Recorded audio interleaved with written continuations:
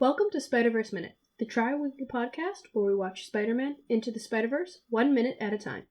I'm Caroline Slater. And I'm her brother Sean. And today we are discussing Minute 70. It starts with Miles running out of the alley and ends a minute later with Penny working on something. What did you title this minute? The chase is on. Yes, it's a good chase out of the alley, and it's a very well done chase. I mean, you caused a car crash at one point. That always makes for a good chase. Yeah. Although, the one thing I noticed in the beginning of the minute as we're seeing him through the chase is Prowler's chasing him down the alley, and then appears Miles out of a different alley. Yeah, and then he's suddenly on his bike in a different alley, coming down a different alley. I thought the same thing, and I'm like, when did he get to a different alley? And it kind of looks like they do cut away with him jumping in that direction. Mm-hmm. So you think he went down to another alley to get the bike? Yeah, it is a little odd, though, to have like a half alley, or like an alley going in that perpendicular to like the alleys. I mean, it happens. Yeah. But he's able to get his bike started and going very quickly. Maybe he's just got like a push to start. I think that's what it is. I think we've seen it. No, oh yeah, actually we did see it. He's got his key though. It's probably just always in the bike. Doesn't look like it takes that long to get on. Oh yeah, that's true. We didn't remember seeing him start it, so yeah. Maybe it was sitting there waiting for him since he just got done. It was still warm. It didn't need to warm up or anything. Yep, yeah. That makes sense. Well, and even during the first chase, it didn't look like it had to warm up. He just turned it on and just left. I mean, he still could have, I'm saying it could have been recently used. It wasn't sitting there for a long period of time. Mm-hmm. But, yeah, I really like this chase. It's very, dramatic, but well cut together. You don't really lose what's happening during it. Mm-mm. It follows the characters pretty well, so you always get a sense of where, you always know where things are happening. One of my favorite shots is actually in this minute, and it is that slow-mo car crash. Yeah. Which is really bad when you think about it. Oh yeah, totally. It's like, oh god, those people. A 3-car pile up in the middle of in the middle of the road. Mm-hmm. There's one really cool thing is when Miles is completely in the headlights of the one, he actually goes almost completely white, and it turns into a sketch of him, just a black and white. Oh, cool. It looks like they pretty much were just almost forgot to color in the storyboard kind of thing. And it's only on screen for 6 frames. But wow. Yeah, it's really cool. And just him flying through that through the accident and dodging everything was so cool. Seeing how well his just instincts took over, and he was able to maneuver around all that. It's almost like a less extreme version of when he first got his powers and he got hit by the taxi and he kind of just instinctually landed on his feet. Yeah. It's the extreme version of the very extreme version of that. But I also just love how when he's flipping, there's a great moment where Miles makes eye contact with Prowler. Yeah. And it means so much more because we just found out who Prowler was. Yeah. Miles did. Yeah, we did too. Unless you read the comics. And I also, there's just briefly before, there was a cool bit where when Prowler comes out of the alleyway and he turns onto the road, I just love how he puts his foot down to turn, and or during the turn to help keep his balance, and as his foot drags along the road, it causes the sparks. It's so cool. That's awesome. One thing I just noticed is that we actually see the same truck in the crash, I think, or one of them, but they go by a Red X truck. Yeah, that truck's a bit behind them. I don't think it's involved in the crash. There was a Red X truck involved, though, I think. In the crash. I thought I saw it. No, it's not. Oh, it's not? It looked like it was. No. It's coming from the other direction as the taxi is what I thought it was. Yeah, there's a taxi. It's a USB truck. It's one of the. It's the bank. Got it. Okay. Yeah, the other funny thing is that this truck is driving on the left side of the road on the opposite side of the double yellows, so it's clearly like just yeah. So it was already doing something wrong there. Yeah. It's like, it's late enough. Rules don't apply. Whoops. Yeah. I don't know why, but this was like the first time watching the minute that I realized, like, oh, hey, Miles almost got crushed by the motorcycle. Oh yeah, the when it bounces, Yeah, and it flies through the air.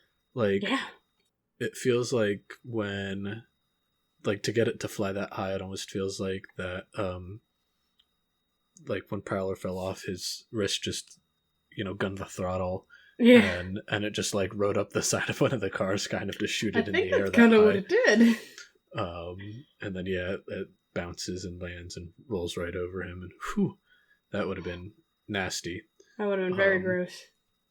But yeah, and then I love how just quickly he disappears. Oh my gosh, yeah.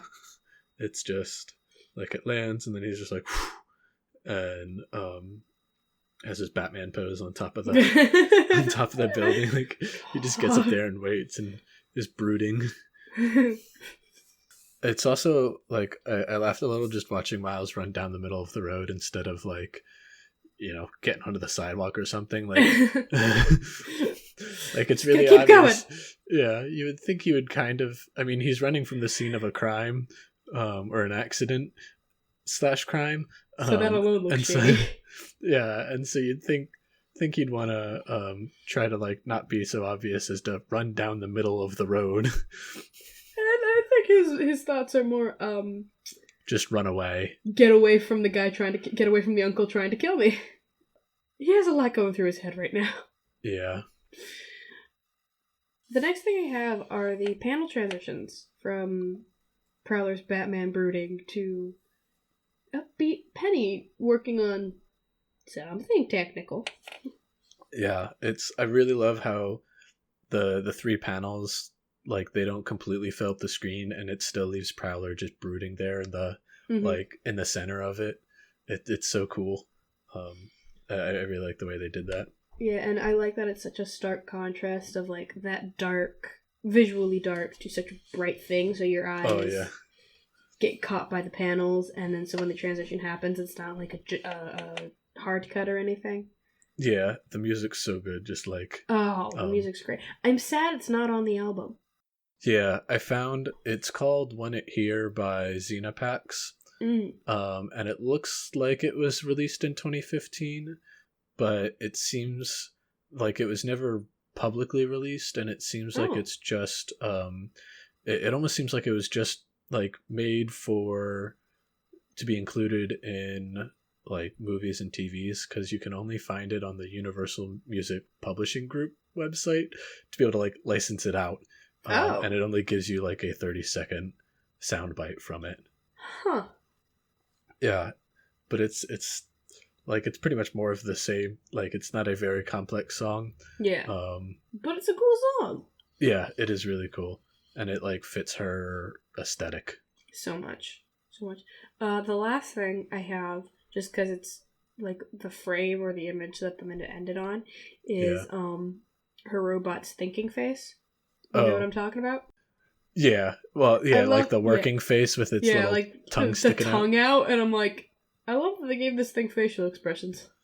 Yeah. I also like how you can see Penny behind it as well. Like, yeah. Like, it's great. Yeah, I feel like those are like must have to be one-way LEDs, or like a video feed is being projected to the inside of the thing, because those would get really hard to see past. I think in the next minute we get to see like what she's seeing. In a future minute we kind of see the inside of like what she sees, and I think it really kind of is sort of like a one-way LED, or like it's a little more shadowed, if I remember correctly. Like she can still see through it.